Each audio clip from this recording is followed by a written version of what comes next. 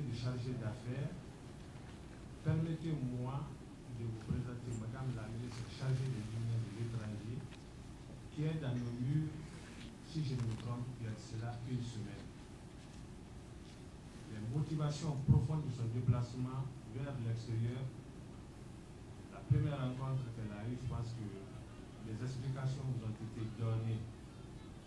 Et aujourd'hui, l'occasion nous est permis qu'elle nous donne encore des explications sur les motivations profondes de cette rencontre. Et sur ce, sans m'étendre, nous avons Madame la ministre qui est devant nous. Et sans plus tarder, on va la donner la parole. Je vous remercie.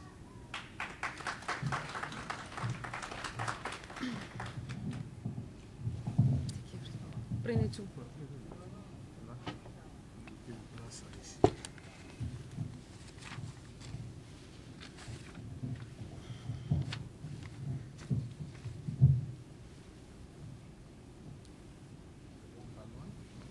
J'espère que... Messieurs, dames, bonsoir.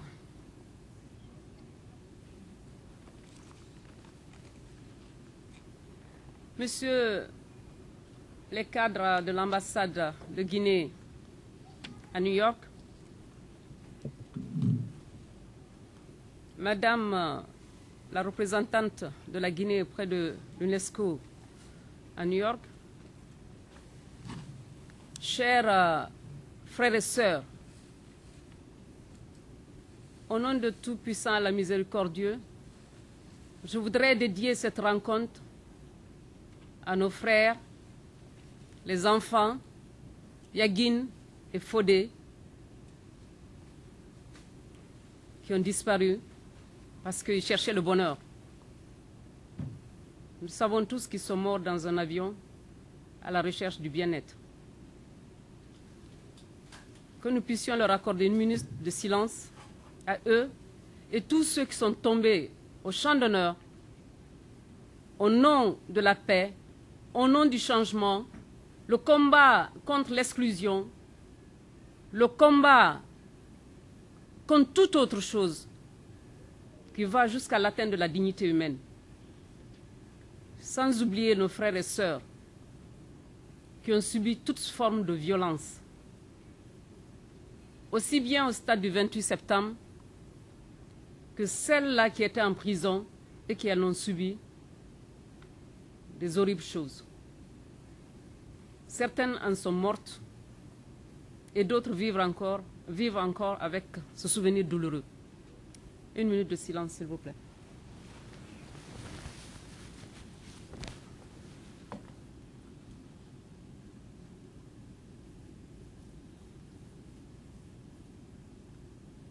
Je vous remercie.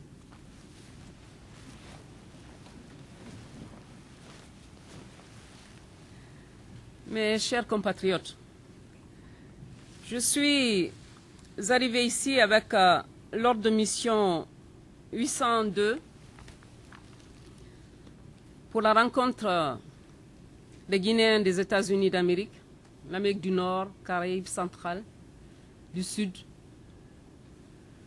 pour vous présenter le plan d'action d'urgence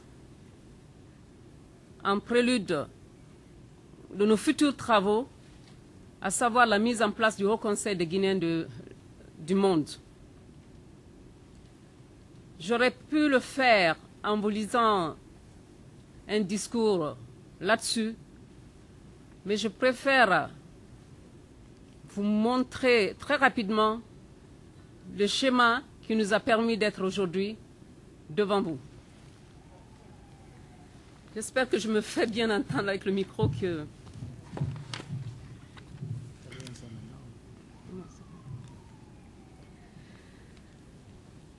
Lorsque j'ai pris fonction il y a juste une année, ce fut pour moi une grande inquiétude, car je connais l'exigence de la diaspora. Je fus moi-même diaspora. Je connais les difficultés. Et tout ce que nous recherchons, c'est le bonheur. J'ai eu à travailler avec les cadres du département mes services ont échangé avec les Guinéens du monde. Nous avons pu avoir un chapelet de doléances. À travers l'ensemble de ces doléances, nous avons sorti un plan d'action d'urgence. Ce plan d'action d'urgence, nous avons comme premier point la Direction nationale des affaires sociales et culturelles. Nous nous sommes dit qu'avec cette direction, nous allons avoir l'implication de la diaspora féminine au développement du pays, de la sensibilisation, toute forme au niveau de la santé de la population, toute autre activité pouvant libérer cette femme et mieux la valoriser dans le cadre de la mondialisation, car nous savons tous quel est le socle du développement social, du développement économique dans tous les pays du monde. La femme est le moteur, car lorsque l'époux part, lorsqu'il s'exile, c'est la femme qui reste à la maison avec les enfants, c'est elle qui gère toute la famille. Voilà pourquoi nous nous sommes dit qu'en apportant un plus à la femme, en créant une telle activité, en leur apportant un appui, les femmes vont faire beaucoup de choses, aussi bien pour leur mari, leur époux, mais pour toute la famille. En le faisant pour l'époux et la famille, elle apporte un plus à la nation guinéenne. Nous nous sommes dit aussi que pour mieux valoriser notre culture, il faudrait mettre en place une activité culturelle à travers tous les pays du monde. Partout où les Guinéens vivent, il faudrait que ces Guinéens arrivent à travailler dans le cadre d'une activité culturelle qui va être la vitrine de notre pays. Nous avons pensé qu'à travers ces pays du monde, les Guinéens peuvent organiser des séminaires, des ateliers du genre équité. Ils peuvent faire des voyages de sensibilisation à travers les États, des zones partout où vit au moins un Guinéen. Donc cette Direction nationale des affaires sociales a pour tâche de valoriser ces différents points que je viens de vous présenter. Mais nous nous sommes dit qu'il faut qu'il y ait une direction nationale d'appui à l'investissement et au projet. Cette direction va faciliter le forum des investisseurs. La direction va valoriser des créations de villages vacances pour que les Guinéens de la diaspora, lorsqu'ils rentrent au pays, ils puissent avoir des villages vacances tels que des clubs. Mais tous ces clubs seront plutôt dirigés par les Guinéens de la diaspora ou bien par des sociétés introduites à travers ces Guinéens de la diaspora. Nous avons pensé à l'implantation de la maison guinéenne dans les pays hôtes. Les pays hôtes, c'est comme ici à New York ou bien notre État. Nous nous sommes dit que si nous arrivons à mettre une maison guinéenne dans ces endroits, les Guinéens pourraient se recueillir là pour les baptêmes, les mariages, toute autre cérémonie, pour l'alphabétisation, pour la mise à niveau des Guinéens qui viennent du pays et qui rentrent, qui ne parlent pas la langue, qui vont pouvoir faire beaucoup de choses dans ce département. Nous avons pensé à un service d'appui statistique et prospective. À partir de ce service, nous nous sommes dit que nous allons pouvoir gérer les flux migratoires. Nous allons pouvoir collecter des données statistiques et démographiques sur les Guinéens de l'étranger. Nous allons également pouvoir mettre en valeur, mettre à jour l'état civil consulaire. Nous allons immatriculer les Guinéens du monde partout où ils se trouvent. S'ils se trouvent, par exemple, au Canada, ils vont avoir les initiales du Canada, on appelle ça un recensement alphanumérique, les initiales du Canada, CA, et le code des Nations Unies qui correspond au 040 pour le Canada, plus les chiffres que nous alignons, en se disant qu'il n'y a pas 10 millions d'habitants, par exemple, au Canada. Donc nous prenons les 7 chiffres, et le dernier chiffre de 0, le dernier chiffre, le 1, c'est le numéro de ce premier Guinéen qui va être recensé au Canada. Mais étant donné que nous devons développer la procédure jusqu'à la naissance de tous les enfants de la famille du père de famille qui est recensé, nous nous sommes dit qu'il faut ajouter une barre et donner un numéro correspondant au rang de naissance de cet enfant, ainsi de suite pour que tout le monde soit immatriculé. Donc c'est ce service qui va faire ce travail.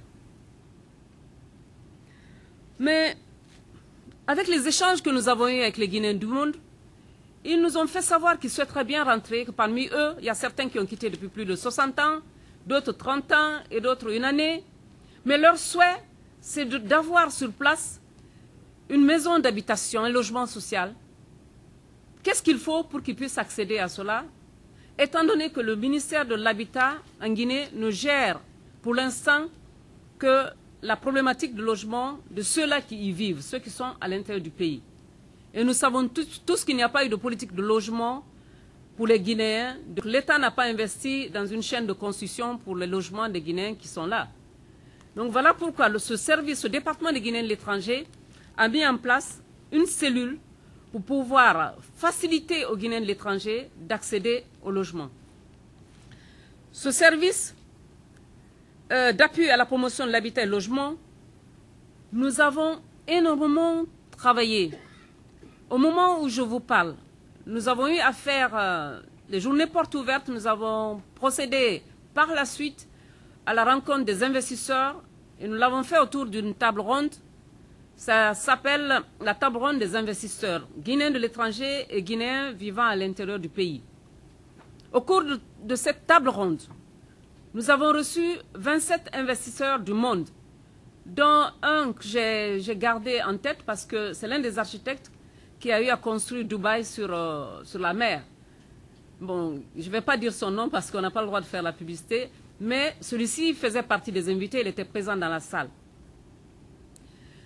Parmi ces 27 investisseurs, nous avons échangé avec eux en parlant des difficultés de certains Guinéens.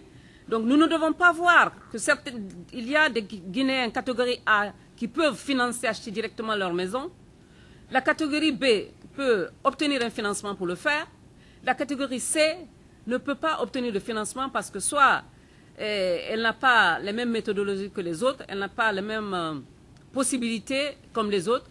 Je leur ai dit d'appeler ça habitat social et que nous n'allons pas donner une garantie de l'État guinéen. Les Guinéens qui vont souscrire n'ont certainement pas une garantie pour leur banque, mais que pour une maison allant de 50 000 à 100 000 $, ils vont souscrire en s'inscrivant, étant donné qu'ils sont codifiés, ils ont un numéro alphanumérique ou bien biométrique. Il ne peut pas y avoir de doublon.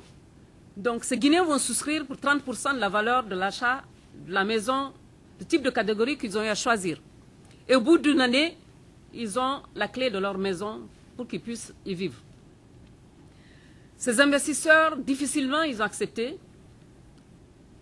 Et j'ai le grand plaisir de vous annoncer aujourd'hui que pour certains pays d'Afrique, nous avons eu 500 logements pour l'Angola, les Guinéens qui y vivent, donc il y a 500 logements. Et les Guinéens, en dehors de cette zone, nous avons 30 000 logements qui vont être financés par une des sociétés espagnoles. Et dans l'effectif, sans donner des détails pour ne pas me tromper, nous avons à coup sûr 75 000 logements que nous pouvons construire dans notre pays sans aucune garantie de l'État. C'est-à-dire l'État ne s'implique pas dans le processus. Il n'y a que vous. Il n'y a que vous, les Guinéens de la diaspora. C'est entre vous et les constructeurs que ça se passe. Nous ne sommes que des facilitateurs. Mais pour le faire, il faut envoyer des gens sur le terrain. Dans les 38 communes de notre pays, nous avons envoyé nos émissaires, nos missionnaires sont partis rencontrer les préfets. Nous avons eu certaines préfectures qui ont accepté de donner 5 000 hectares, tels que l'Abbé et tant d'autres qui en ont donné. Dubreka a donné 66 hectares. Nous sommes allés même plus loin. Aujourd'hui, nous avons notre levée topographique, c'est-à-dire qu'avec Google, on peut repérer la zone. Ici, il va y avoir 1000 logements. J'en ai parlé au mois de janvier lorsque je suis arrivée. Donc là, c'est déjà OK. Ils vont démarrer les travaux très prochainement. De ce plan d'action d'urgence, nous nous sommes dit qu'il faut qu'il y ait une division des ressources humaines. Considérant que nous avons des compétences incroyables à travers le monde et que depuis 52 ans, nous n'avons pas entendu qu'il y ait une promotion des cadres au niveau des institutions internationales, qu'il n'y a pas eu une promotion quelconque disant que des cadres de l'étranger sont entrés au pays qui occupent des postes pour aider le pays à se développer, à s'améliorer. Nous nous sommes dit que cette structure, non seulement elle va gérer le personnel du ministère, mais étant donné que le service d'appui statistique et prospective a aujourd'hui le logiciel qui va nous permettre de procéder au recensement des Guinéens du monde, au moment du recensement, nous allons avoir une banque de données des compétences de ces Guinéens du monde. Aussi bien ceux qui sont taximètres que ceux-là qui sont des docteurs en une spécificité quelconque très élevée, mais nous allons avoir une banque de données qui va nous permettre de faire valoriser tout le monde et de faire la promotion des Guinéens pour qu'ils soient compétitifs, non seulement au niveau du pays, de la sous-région et au niveau mondial. Donc ce logiciel, aujourd'hui nous l'avons, c'est à votre disposition et que nous allons l'exploiter très prochainement. De ce service, nous avons créé un service de communication et de documentation et les archives. Toutes les fois que les Guinéens du monde ont besoin de renouveler leurs papiers, ils nous envoient des lettres. Les lettres sont classées dans un tiroir parce que nous n'avons pas de répertoire. Et ceux-là qui étaient là avant n'ont pas pu exploiter les lettres parce qu'il n'y a pas de répertoire. Nous n'avons pas l'état civil centralisé quelque part pour dire que nous pouvons retrouver rapidement les documents. Il y a tant de difficultés qui fait que vos conditions de vie sont vraiment déplorables et tristes ici. Au point de vue annonciation, des fois il y a des chevauchements dans les documents, ce n'est pas les mêmes références au niveau des états civils. Il y a tellement de problèmes qu'il faudrait mettre fin à cela.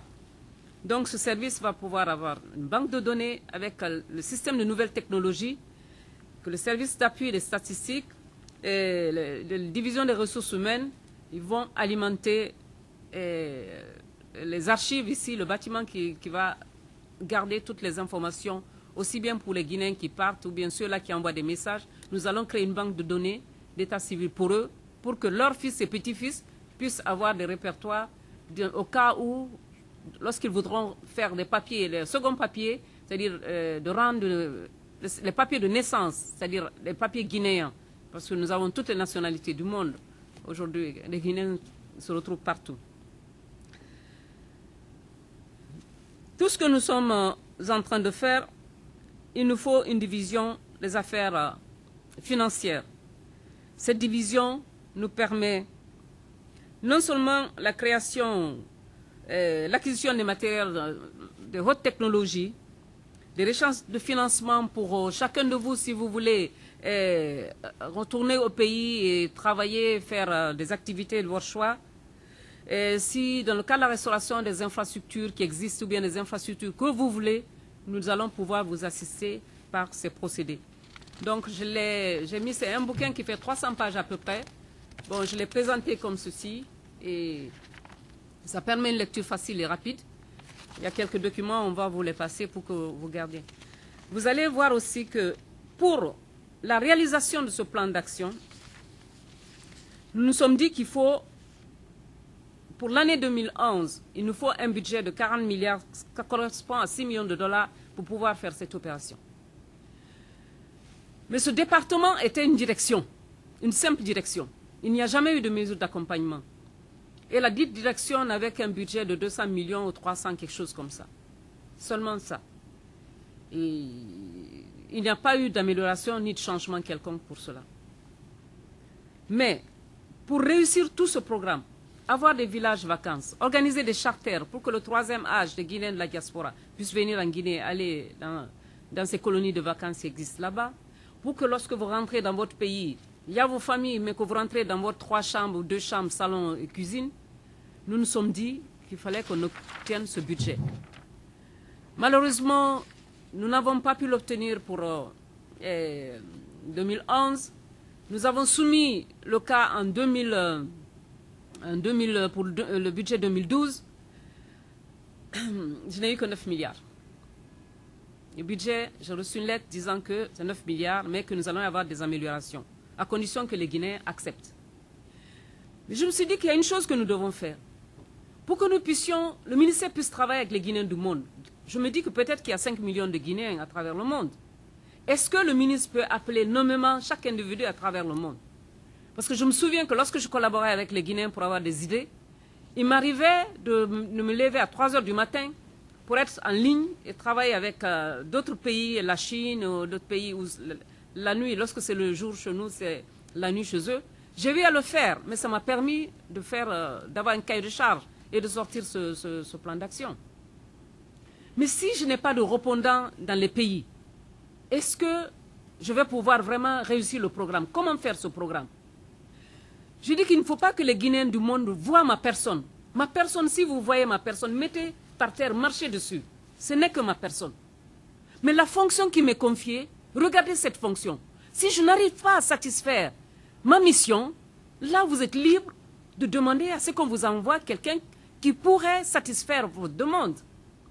Mais lorsque vous regardez ma personne, je suis affreuse, je suis vieille, je suis ceci et cela, ça ne rentre plus dans la procédure professionnelle de nos attentes.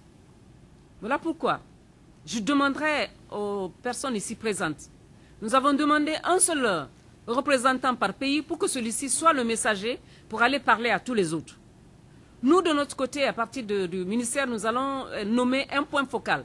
Le point focal peut être le consul ou bien peut être la personne disponible qui va collaborer administrativement avec nous. Mais si les Guinéens du monde ne comprennent pas, qu'on mette tout ça dans une casserole politique, si nous mettons tout ça dans la casserole politique, il y a déjà ceux-là qui sont venus depuis 60 ans, qui sont en train de vieillir, qui n'ont pas vu le jour ce qu'ils attendaient. Moi, je suis diaspora, j'étais 30 ans diaspora en France. Mes attentes, c'était ça, que nous puissions avoir un interlocuteur, quelqu'un qui pourrait aller aux Nations Unies pour parler de notre problème, quelqu'un qui pourrait aller à l'Élysée pour défendre notre intérêt. Voilà ce que nous avons cherché. On n'a pas eu gain de cause. Nous sommes rentrés en Guinée et nous avons vécu tout ce que vous connaissez. Je suis rentrée en Guinée, très rebelle, très active. J'ai fait la prison parce que je disais ce que je pensais. Je disais que ceci n'était pas bon. J'ai fait la prison et ce n'était pas facile parce que durant les 18 jours, je suis restée 9 jours au moins sans manger ni boire. Mais aujourd'hui, je suis là et je suis fière d'être là. Je suis fière d'avoir fait ce que j'ai fait.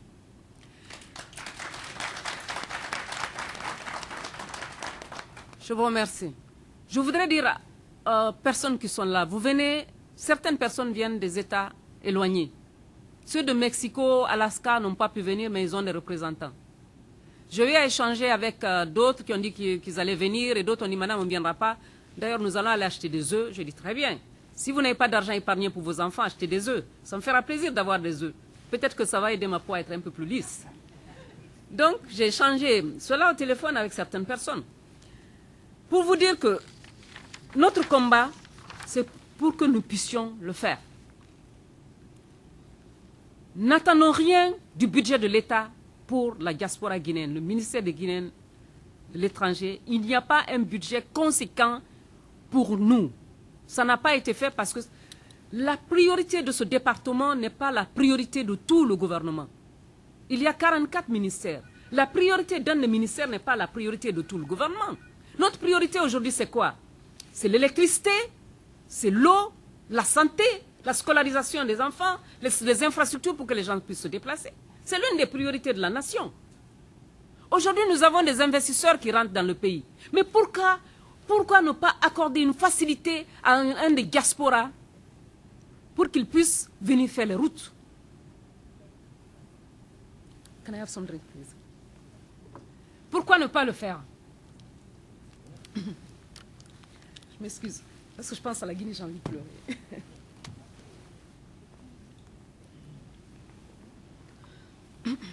Merci. Nous avons des fonds assez importants qu'on peut donner aux Guinéens de la diaspora. Le SAID aujourd'hui a des fonds disponibles pour financer les investisseurs qui viennent en Guinée. Mais pourquoi pas vous? Pourquoi pas vous? Lorsqu'un investisseur étranger vient pour faire les routes, il demande à la banque de lui faire des garanties. Dès qu'il a la garantie avec le contrat que l'État fait à cet étranger, immédiatement, les 30% qu'il reçoit au départ, il achète les tracteurs. Il achète les machines. Il loue un bureau pour une année. Mais pourquoi pas un Guinéen? C'est ce qui me révolte. Je suis une personne révoltée. Donc c'est ce message que j'ai dit que je vais faire 111 pays pour passer le message. Et je vous assure que même si on verse des clous sur mon passage, je marcherai dessus pour aller passer ce message. L'USAID aujourd'hui a les fonds à Conakry. La jeunesse guinéenne a eu plus de 100 milliards. Mais cette jeunesse, la jeunesse de la diaspora fait partie de cette jeunesse. Mais puisque la diaspora elle-même ne s'organise pas, pour que ces jeunes diplômés de la diaspora puissent accéder à ces emplois, ils ne sont pas là. Ce sont les Sénégalais, les pays voisins, je m'excuse de citer les pays, ce sont ces pays voisins qui vont entrer pour postuler. Avec les sociétés minières de la place, qui ont dans le programme, durant le quinquennat, 26 000 emplois. Il n'y a rien pour la diaspora guinéenne. Il n'y a rien du tout. Le jour où la diaspora guinéenne va oublier la politique en tant que politique, et penser à elle-même, penser à son développement, se rappeler de pourquoi cette diaspora a quitté le pays. Moi, j'ai quitté la Guinée dans une pirogue. Nous avons traversé de nuit dans une pirogue, à nos risques et périls. Je me souviens, les mamans nous avaient donné des bijoux et celui qui ramait nous a dit enlevez tout ce que vous avez comme or, vous êtes obligés de jeter parce qu'on n'utilise pas ça si on est dans la pirogue. Mais nous tous on a donné, mais ils ne nous ont pas rendu. Mais il y a beaucoup de gens qui ont vécu cela. Il y a des gens qui sont morts dans le désert. Il y a les jeunes élèves là, ils n'ont même pas leur bac, qui sont morts dans l'avion. Dans les soutes, ils sont morts gelés. Aujourd'hui, la Guinée, elle est ouverte à tout le monde. Nous avons des milliers et des milliers de machines, de tracteurs qui descendent en Guinée. Nous avons des centaines d'investisseurs étrangers qui rentrent en Guinée. Mais je n'ai jamais entendu qu'il y a une forte délégation de la diaspora qui vient en Guinée pour la construire. Mais vous ne le faites pas pour le président de la République. Vous ne le faites pas pour moi non plus. Vous le faites pour vous-même. Qu'on ne dise pas que le soleil là, moi, je ne suis pas d'accord avec ce soleil. Donc d'ailleurs, puisque je ne voulais pas qu'il y ait le soleil aujourd'hui, je voulais la pluie. Moi, j'ai lavé mes linges, mais je ne vais pas les teindre, je vais rester comme ça. Qui va porter des habits froids le matin? Vous pensez que c'est celui qui a voté pour le soleil? Ou bien que celui qui a voté pour la pluie? Je voudrais que vous passiez ce message à la diaspora guinéenne et qu'ils comprennent qu'aujourd'hui, notre département a besoin, pour les États-Unis, de 50 délégués. Ce délégué est un envoyé, c'est un messager. Il ne sera président de personne. Il ne sera président d'aucune structure, d'aucune coordination, d'aucune ONG. Mais il est choisi, c'est vous qu'on a choisi pour prendre les messages pour nous, pour être l'envoyé. C'est vous que nous avons choisi pour aller dans cette salle où on ne peut recevoir que 50 personnes pour passer les informations. C'est ce qu'on appelle délégué. Mais lorsqu'on dit on va envoyer un délégué, non, il faut qu'on se concerte, non, il faudrait que les 4 régions se retrouvent, non, il y a 112 associations, il faudrait qu'on se retrouve. Mais je n'ai pas le temps pour ça. Prenez mon ordre de mission, c'est sans frais. Il est là. Il n'y a pas de frais. L'hôtel me coûte très cher. Mais c'est pas ça, je ne peux pas attendre 1 mois, 3 mois, ou 10 mois, une année. L'année 2012, si vous voulez participer, le train, il va démarrer. Et lorsque le train démarre, comme ça, on sonne, il démarre.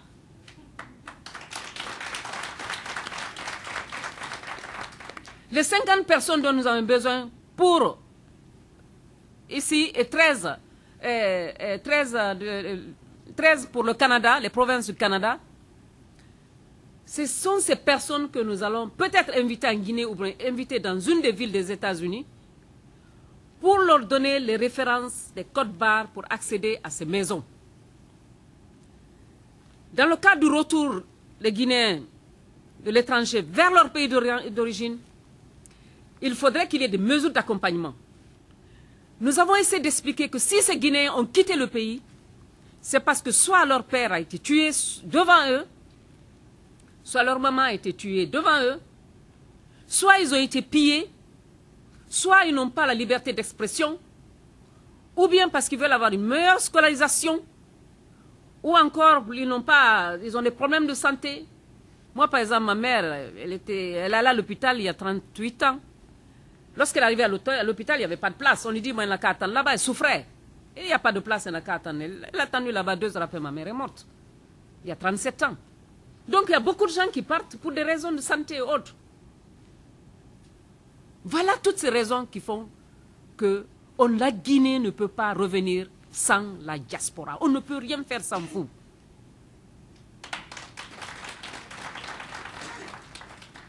Nous avons demandé, vous nous dites qu'il y a 1800 Guinéens des États-Unis que vous voulez ramener en Guinée. Vous allez les ramener pourquoi? Mais ils ne peuvent pas aller en Guinée s'ils ne veulent pas. Et madame, écoutez, vous parlez en responsable. Hein? Parlez en responsable, ne parlez pas en femme diaspora, en personne diaspora, parlez en responsable. Je dis, je vous écoute. Voilà le document ici. Malheureusement, je n'ai pas le dossier sous la main. J'avais laissé avec un des Guinéens ici. Si toutefois vous voulez accéder au document. Je ne sais pas si vous l'avez dans la salle.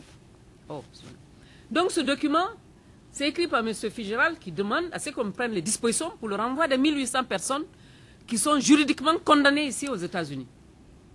On est d'accord. On peut les envoyer en Guinée, mais il y a les mesures d'accompagnement. Arrangez-vous à ceux qui rentrent en Guinée, qui fassent 5 ans au moins sans venir. Ah, qu'est-ce qu'il faut pour cela? Je dis, il faut les accompagner pour qu'ils aient une maison, qu'ils aient un projet, un micro-projet, et tant d'autres qui vont rester là-bas. Et n'oubliez pas que leurs enfants, c'est des Noirs. Mais dans leur esprit, dans leur corps, ils ne sont pas des Noirs. Donc il faut des mesures d'accompagnement pour que ceux-ci partent en Guinée. Sinon, ils vont revenir. Ah, là, il faut qu'on discute. Nous allons discuter avec vous. Et le président du Haut Conseil des Guinéens va venir, on va discuter avec lui. Si nous devons mettre des fonds, des appuis, ça va être avec lui, c'est lui notre interlocuteur. Et tout le reste, je me dis, oh mon Dieu, on n'a pas de président du Haut Conseil des Guinéens. Mais si nous devons vous aider, c'est à l'organisation-là que nous ne pouvons pas parler à toutes les associations, ni à toutes les coordinations. Mais tout le monde doit avoir cette tête de liste comme administrateur pour gérer les problèmes sociaux et non pas pour gérer la politique. Donc je suis bloqué à ce stade. Je dis, bon, moi j'ai besoin de 100, dans les 111 pays que nous avons choisis à travers le monde, j'ai besoin de 111 personnes qui vont être les administrateurs des projets de la diaspora guinéenne. Est-ce que j'ai des volontaires? Si j'ai des volontaires par pays, vous donnez un volontaire. Mais votre durée de vie, c'est seulement jusqu'au 31 décembre, cette année. L'année prochaine, il va y avoir, etc. C'est un revolving. Chaque année, c'est comme ça. Chaque année, c'est comme ça. Et si on me dit d'attendre, il ne reste pas beaucoup. Voilà, l'année va finir, on n'aura rien. Qu'est-ce que je vais faire? Peut-être que je vais négocier avec les sociétés qui veulent construire. Je dis, bon, construisez les 75 000 logements. J'appelle les sociétés minières de la place. Moi, j'ai 75 000 logements. Vous avez 25 000 emplois à créer. J'ai les maisons, vous achetez les maisons et vous donnez aux gens qui veulent accéder aux maisons. Mais est-ce que je peux passer ma vie à me battre pour faire cela? Je ne peux pas monnayer une telle opportunité. Je ne peux pas monnayer une telle opportunité. Donc, non seulement ce plan d'action, on n'a pas eu tellement les fonds qu'il faut pour cela. Le recensement qui va se faire très prochainement, nous allons lancer l'opération peut-être à Bamako. Mais aux États-Unis ici, il nous faut un seul interlocuteur, quelqu'un qui va recevoir tous les dossiers. C'est celui-ci qui va dispatcher les dossiers à travers les coordinations, les associations, toutes les structures qui existent ici. Car si nous devons faire le recensement, nous sommes obligés de travailler avec toutes les structures de la place. Le financement qui va couvrir le recensement, lorsque ce financement va arriver, donc l'interlocuteur que nous allons avoir va nous dire le coût de l'opération aux États-Unis, c'est cela. Le montant là va être mis à disposition et lui aussi va appeler toutes les structures de la place. Il va dispatcher à leur niveau pour que ceux-ci accompagnent ceux-là qui sont formés pour le recensement pour financer les opérations. Mais est-ce que Guéré n'amène? Il y a des problèmes là-bas? Je ne comprends pas, franchement. Je ne comprends pas. Je pense que là, il n'y a pas de problème.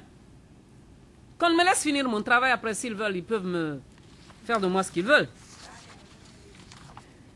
Donc, l'objectif spécifique de notre présence du département, c'est d'assurer une meilleure gestion des Guinéens de l'étranger en les organisant sur la base des structures leur permettant d'assurer un rôle prépondérant, non seulement pour la coordination des activités et leurs compatriotes dans chaque pays de résidence, mais aussi en servant de points focaux pour le ministère des Guinéens de l'étranger. Ainsi, la mise en place de ces conseils des Guinéens de l'étranger dans chaque pays de résidence facilitera la mission du ministère délégué des Guinéens de l'étranger quant à la mise en œuvre de la politique du gouvernement de la Troisième République sur la gestion des Guinéens de l'étranger. Ce n'est pas l'État guinéen qui va vous gérer. C'est vous-même qui allez choisir la personne qui va vous gérer ici dans vos localités de résidence. C'est vous qui allez nous dicter ce que vous voulez qu'on fasse. C'est vous qui allez nous dire ce que vous voulez. Nous, nous sommes vos employés, nous sommes là pour travailler pour vous. En aucun cas, nous pouvons prendre une décision pour vous organiser. Ça doit partir de vous. C'est lorsque ça va partir de vous que ça va être durable. Lorsque ça va partir de vous et que ça va être fait par vous, que ça va être un travail de qualité, un travail durable. Donc c'est ce que nous vous demandons, c'est ce que je vous demande en tant que missionnaire. Si nous n'arrivons pas à faire le recensement de nos populations, prenons le cas de la Côte d'Ivoire, au moment de la crise ivoirienne. En ce moment, j'étais à un endroit où je ne pouvais pas travailler. Je travaillais qu'avec une seule main puisque l'autre main était malade. J'ai eu à échanger avec la Côte d'Ivoire. En ce temps-là, il y avait un représentant. Ils avaient un des représentants là-bas qu'ils appellent le président de la coordination. J'ai dit, mais qu'est-ce qu'il faut faire? Il me dit, madame, il faut nous aider.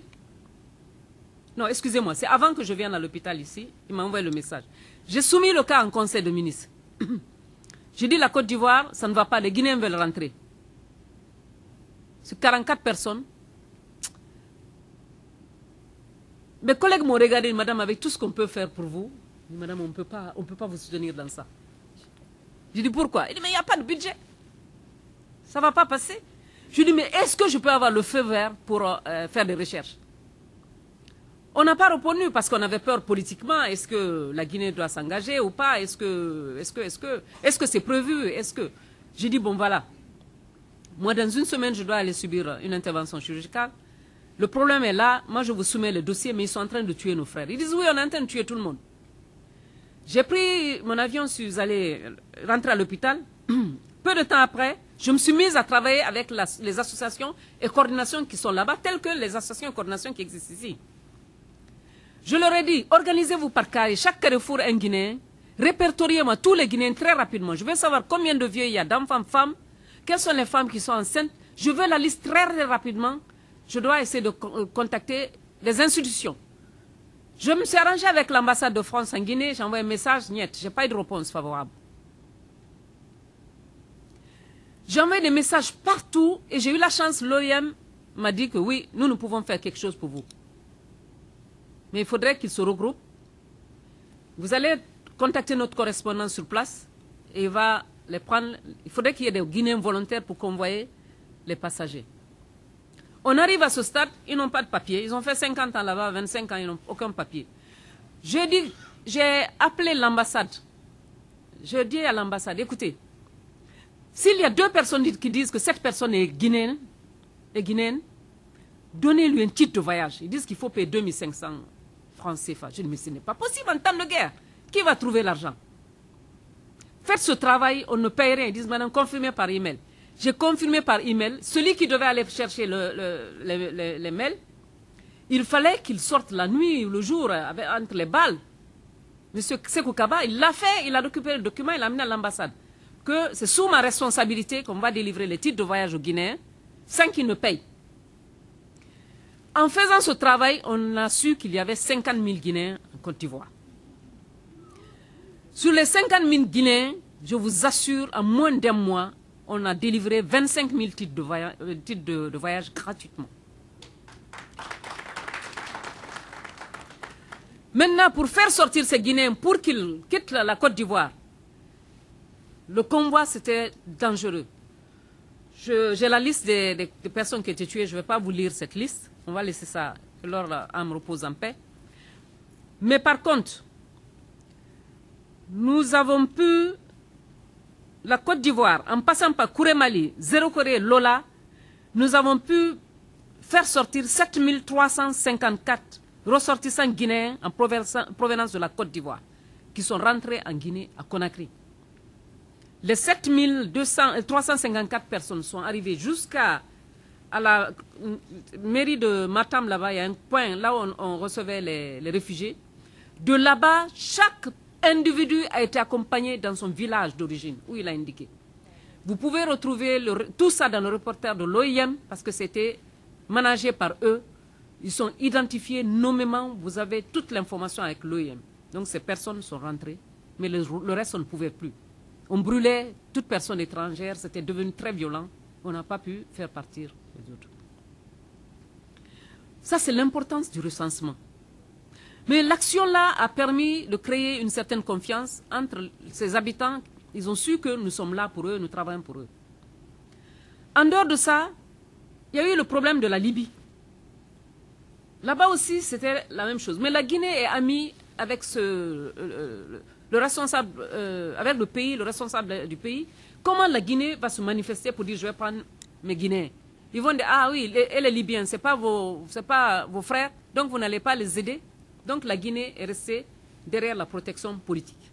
Donc il fallait que, sous-entendu que je le fasse avec un OK, mais sans aucune écriture. Si ça marche, c'est bien. Si ça foire, je prends les pots cassés. Mais en me disant que ces Guinéens qui sont de l'autre côté, qui sont en train de souffrir.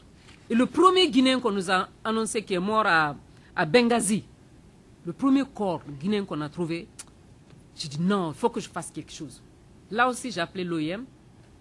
Et lorsque nous avons appelé l'OIM, c'était au mois de mars, le 7 mars 2011, à 1h15 du matin, par Casa, Royal Air Maroc, 20 personnes, on a envoyé en Guinée.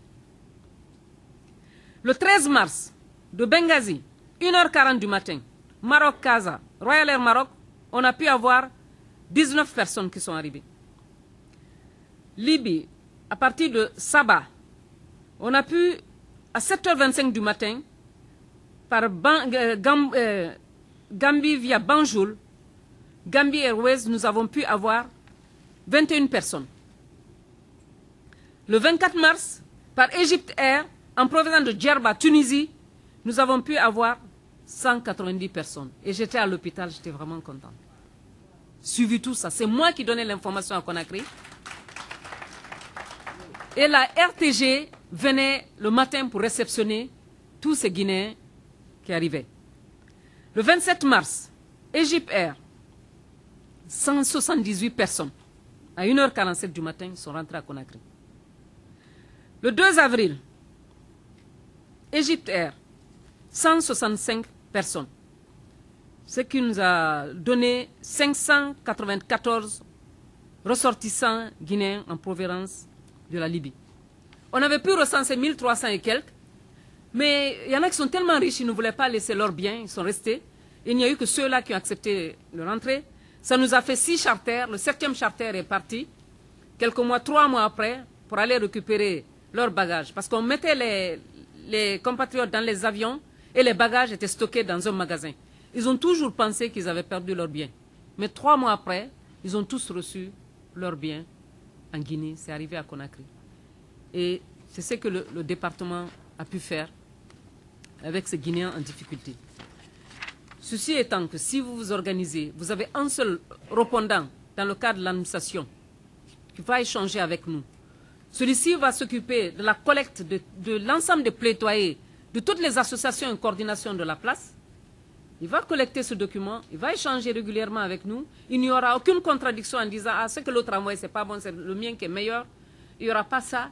Et ça va non seulement nous permettre d'avoir une certaine crédibilité dans le document que nous allons recevoir, parce que c'est un seul répondant qui nous envoie, mais le pays de résidence où vous êtes aussi, ils vont dire qu'ils ont un répondant, un seul répondant administratif. Le répondant administratif, je répète encore, n'est pas le président de l'association, ni le président de la coordination, ni le président de, je ne sais pas, toutes les structures que vous avez. Il n'a rien à voir avec tout ceci là. Mais c'est l'ensemble de toutes ces structures de la place qui disent, bon, toi tu vas être notre envoyé. Il t'en a fait une moi, khairara.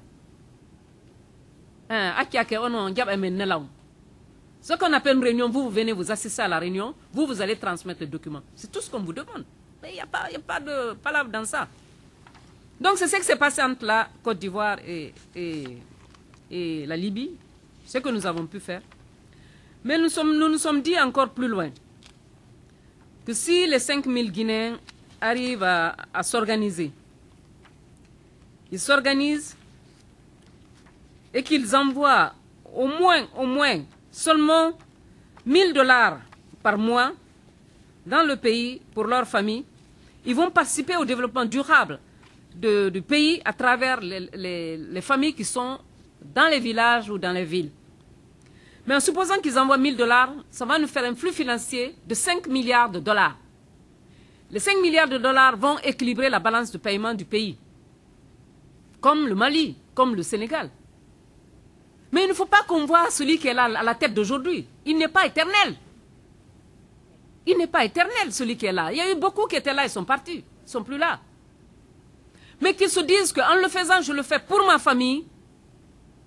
Et si nous tous, les Guinéens, nous sommes unis pour développer le pays, nous allons développer le pays pour le futur président qui va arriver. Il trouvera que c'est défriché, il n'y a pas beaucoup de choses à faire. Il ne va pas partir trouver la Guinée zéro, mais trouver la Guinée avec un plus de quelque chose. Et puis ça va vous permettre d'aller en Guinée, de montrer la Guinée à vos enfants, la culture, c'est quoi la grammaire, c'est quoi la sauce gombo, c'est quoi la sauce feuille de gombo, des trucs comme ça. Les enfants vont comprendre c'est quoi. Vous le faites pour vous, vous ne le faites pour personne. Et si vous arrivez à le faire, d'autant plus qu'il y a les financements avec les institutions pour vous, que l'État guinéen ne peut pas toucher, il n'y a que la diaspora qui peut en bénéficier. Mais les politiques vont vous faire la cour. On dit que la diaspora guinéenne vient de construire une école à tel endroit. J'étais au Fouta, j'ai inauguré une vingtaine d'infrastructures. Ça a été fait par les gens de la diaspora et d'autres personnes. 6 écoles, des mosquées, des églises, même des pistes rurales ils ont eu à faire de 20 km pour accéder à leur village à eux. Et tout ceci, mais les politiques leur font la cour. Lorsqu'un politique vient pour faire la campagne dans la localité, mais il prend leur capital, il lui donne. Il dit, bon, écoute, monsieur X, tiens, je te donne l'argent là. Distribue ça pour faire ma campagne. Donc, cette personne, la diaspora, est devenue le leader là-bas. Cette personne est respectée, vous êtes respecté. Alors, je vous en prie, je vous en supplie. Mon vocabulaire n'est pas aussi académique que cela. Je n'ai pas l'intelligence pour utiliser les mots même pour vous faire comprendre ce que je pense, pour vous dire que ma présence ici, je ne devais pas venir, c'est vous qui devez faire ce que je suis en train de dire.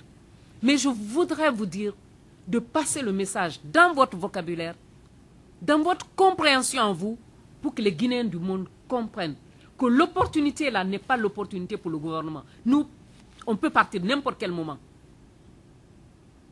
Le président a un mandat, c'est pour 5 ans. Mais il peut aussi dire, bon, maintenant je m'arrête. Comme il peut faire les 5 ans. Mais la diaspora est éternelle. La diaspora est une vie éternelle. Donc essayez de consolider votre futur. Essayez de le faire parce qu'il y a l'argent pour vous. Ne perdez pas les fonds qu'on envoie en Côte d'Ivoire, ou bien au Mali, au Sénégal, parce que la Guinée n'est pas organisée pour cela. Ne perdez pas. Ne perdez pas cela. On parle de réconciliation, tout ça, qu'on se réconcilie. D'accord, c'est difficile, on va se réconcilier. Mais cette réconciliation, elle est comme ça seulement. Mais lorsque vous êtes assis, la personne qui est à côté de vous, lorsque vous n'aviez que 3 ans, aujourd'hui on vous dit que c'est cette personne qui a pris la vie de votre père. De pardon, vous pouvez pardonner, mais vous pensez que vous allez oublier? Personne ne va oublier. Donc il faudrait que nous essayons de voir la réconciliation autrement. On a dit qu'on va juger les premiers responsables du pays. Je ne sais pas combien d'années depuis que le président du pays, le premier président est parti aujourd'hui. Je ne remets pas la chose sur le tapis, mais nous sommes en train de parler en intellectuel. Il n'est pas allé à La Haye pour qu'il y ait un jugement. La Guinée, le tribunal de la Guinée ne l'a pas jugé encore. S'il devait être jugé ou pas, je ne sais pas. Je n'ai pas de compétence à le dire. Mais ceux qui sont partis parce qu'ils ne s'entendaient pas avec le président Sékou Touré aujourd'hui, d'autres sont restés là-bas, ils n'existent plus. Mais leurs enfants sont là-bas. Ils attendaient pour que le jugement soit fait pour venir. Il y a eu qui d'autre après qui est arrivé? Le président Lansana Conté qui est arrivé. Lui, s'il est arrivé, il a laissé une trace pour lui. C'est en son temps que je fus prisonnière aussi. Hein. Mais mes opinions, moi, je disais des choses qu'il ne fallait pas dire à un chef d'État aussi. Ça. Bref. Mais là aussi, on n'a eu aucun... C'est qu'on doit juger, on ne peut pas attaquer cette branche. Mais la diaspora continue toujours à attendre. Non, j'attends qu'il parte d'abord. Il est resté combien d'années? Un quart de siècle. Après, il a rendu l'âme.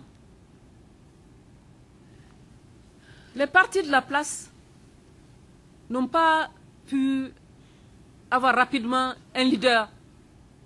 L'opposition n'a pas présenté un seul candidat pour renverser la tendance et avoir le pouvoir.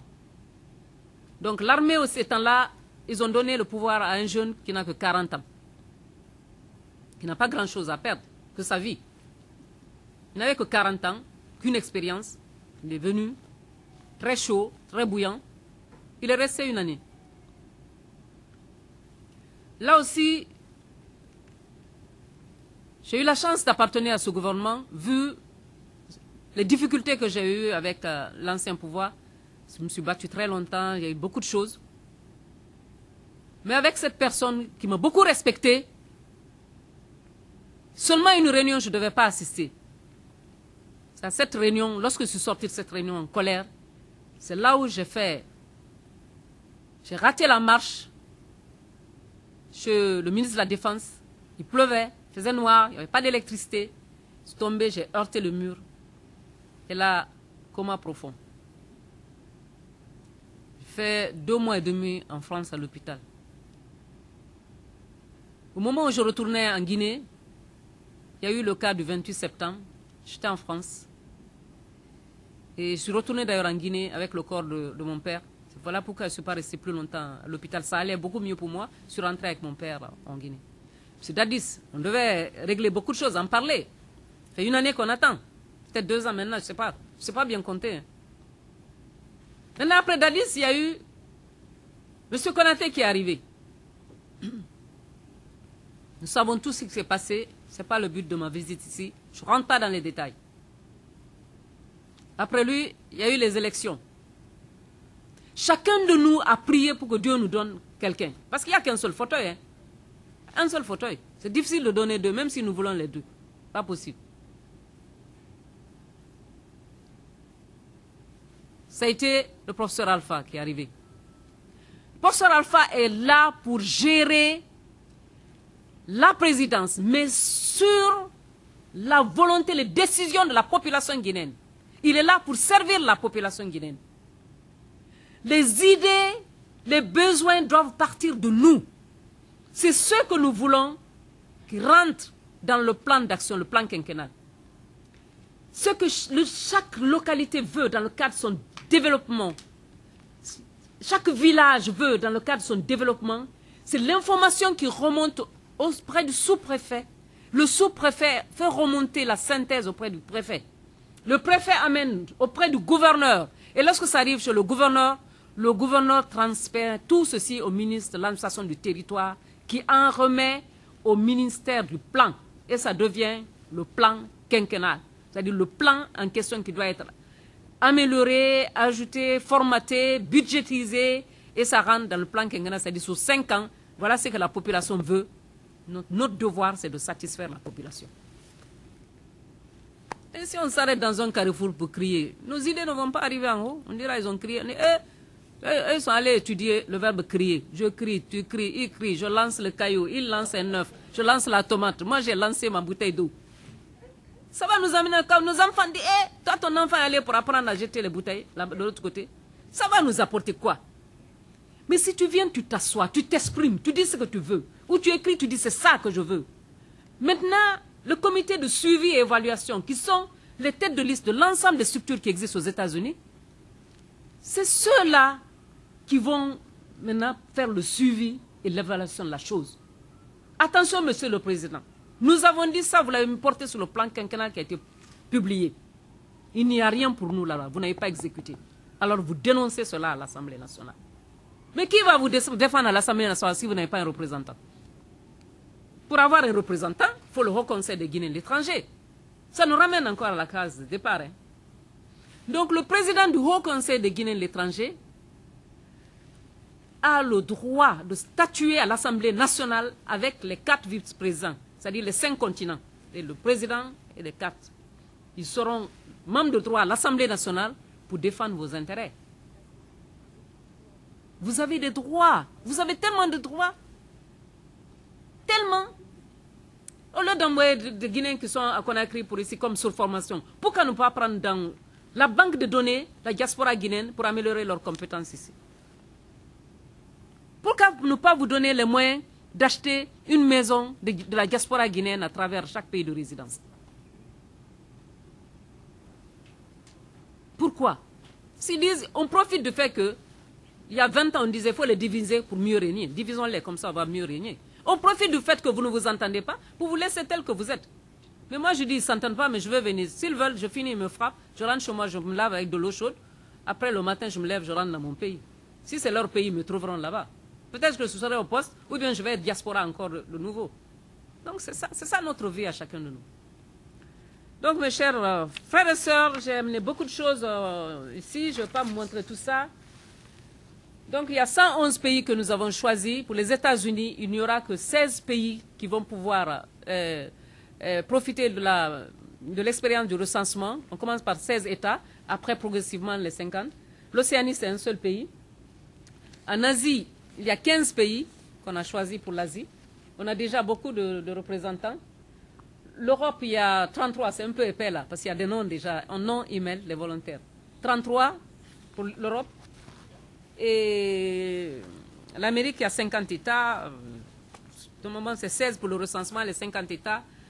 J'aurais aimé avoir les délégués pour qu'ils aillent passer le message. Tout ce que vous avez entendu ici tout à l'heure, que vous passiez ce message à tout le monde pour qu'ils comprennent l'opportunité qu'il y a, les fonds d'aide qu'il y a, les dons que nous avons. C'est que la coopération a reçu des milliards et des milliards pour le développement de la Guinée. Il ne faut pas qu'on mette cela à la disposition des grands hommes d'affaires qui sont éloquents, qui vont venir, sans que vous n'ayez au moins un quart de ça. Et je voudrais beaucoup aussi que les femmes pensent à la banque des femmes pour qu'elles introduisent un tel projet, pour qu'elles puissent bénéficier de financement, parce que les femmes font beaucoup de commerce, des salons de coiffure et beaucoup de choses. Donc il faut en profiter. Mais pour être dans le circuit, il faut être comme les autres pays, structuré, un haut conseil. Il faut ça.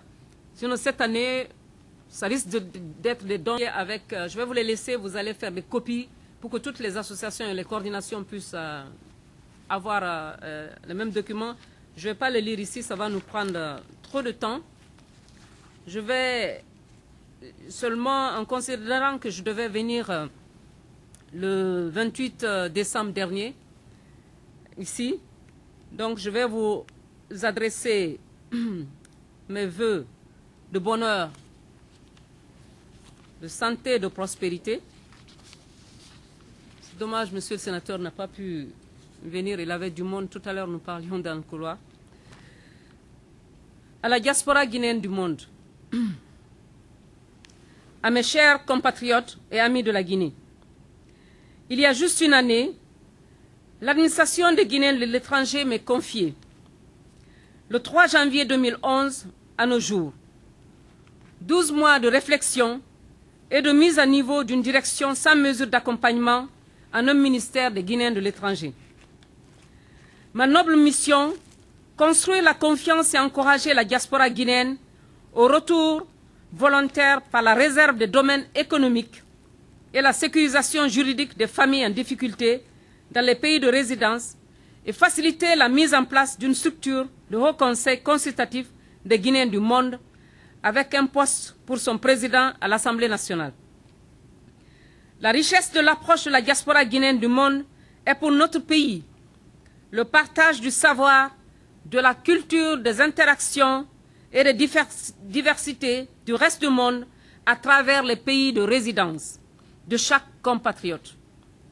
Au fil du temps, les voyages et les frottements, la maîtrise du savoir, la compréhension des notions de base, des compétences et des cultures, ces échanges internationaux, autant d'acquis à valoriser et à bancariser pour une Guinée qui se réclame ouverte à toute intégration. La diaspora en elle-même est une mémoire de la terre des origines, dit-on. Elle se caractérise par un rappel ancestral mais surtout d'un savoir des valeurs internationales avec le langage écrit et parlé du lieu de résidence en bonus. Notre département s'est penché sur le contenu de sa lettre de mission pour analyser et structurer les doléances de notre diaspora afin d'élaborer un plan d'action d'urgence, puis quinquennal, suivi d'un protocole de migration